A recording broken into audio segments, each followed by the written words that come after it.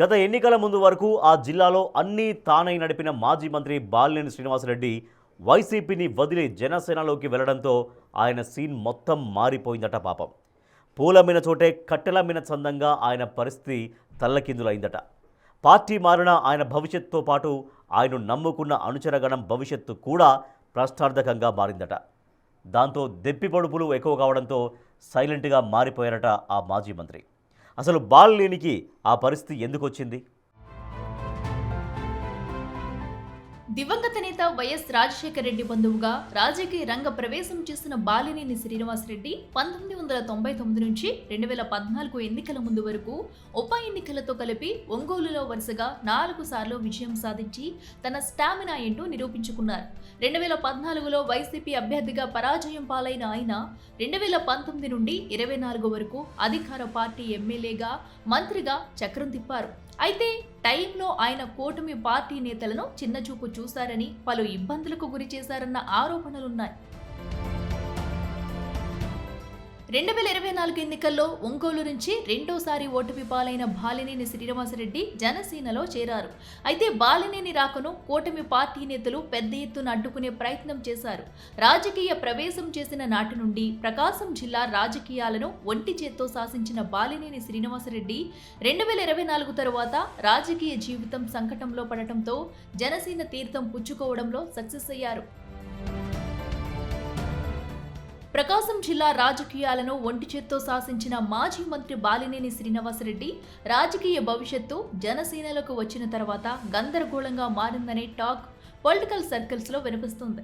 తనతో పాటు భారీ అనుచరగణం, జిల్లాలో మరికొంతమంది ముఖ్య నాయకులు జనసేనలోకి వస్తారని, తన ప్రభావాన్ని చూపించి పార్టీలో పట్టు సాధించాలని భావించిన బాలినేనికి వైసీపీ నుండి ఆశించినంత మంది వెంటరాక నిరాశ మిగిలింది. ఇటు జనసేన జిల్లా నేతలు కూడా కూటమి నాయకులతో కలిసి బాలినేని పార్టీలోకి రాకుండా ప్రయత్నించి తర్వాత ఆయనకు సహాయ నిరాకరణ చేస్తున్నారు. జనసేన పార్టీ ఆవిర్భావం నుంచి పార్టీని నడిపిస్తున్న జిల్లా పార్టీ అధ్యక్షుడిగా షేక్ రియాజ్తో పాటు జనసేన నేతలు మరియు కూటమి పార్టీ నేతలు కూడా బాలినేని రాకను అదే స్థాయిలో వ్యతిరేకించారు.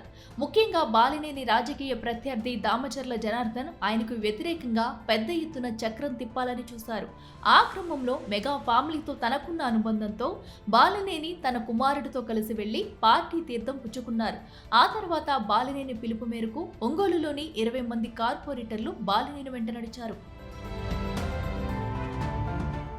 అంతవరకు బాగానే ఉన్న పార్టీలో చేరి 1.5 సంవత్సరం పూర్తవుతున్నప్పటికీ నేటికి తగిన ప్రాధాన్యత లభించకపోవడంతో అటు బాలినేని రాజకీయ భవిష్యత్తుతో పాటు కుమారుడు రాజకీయ భౌతవ్యం, వారితో వెళ్లిన కార్పొరేటర్ల ఫ్యూచర్ కూడా అగమ్య గోచరంగా మారిందని చర్చ నడుస్తుందట.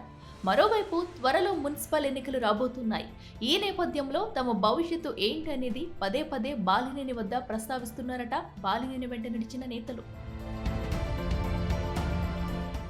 బాలినేని కూడా పార్టీలో తగిన పట్టును సాధించలేక, వెంట వచ్చిన కార్పొరేటర్లకు సరైన సమాధానం చెప్పలేక ఒంగోలు వైపు రావడం కూడా మానేశారనే గుసగుసలు వినిపిస్తున్నాయి.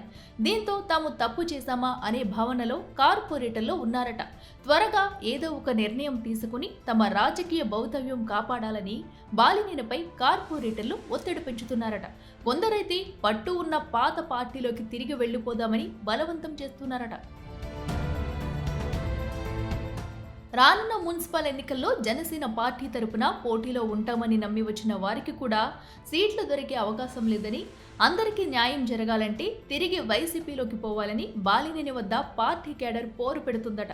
దాంతో బాలినేని ఏ నిర్ణయం తీసుకుంటారు అన్నది జిల్లాలో చర్చనీయాంశంగా మారింది. క్యాడర్ను కాపాడుకోవటం, తిరిగి పూర్వ వైభవం పొందడం కోసం ఆయన పాత పార్టీ వైపు నడుస్తాడా, లేక జనసేన పార్టీలోనే క్రియాశీలకంగా మారి తనను నమ్ముకున్న వారి రాజకీయ భౌతవ్యాన్ని కాపాడతారా అన్నది ఆసక్తి రేపుతుంది.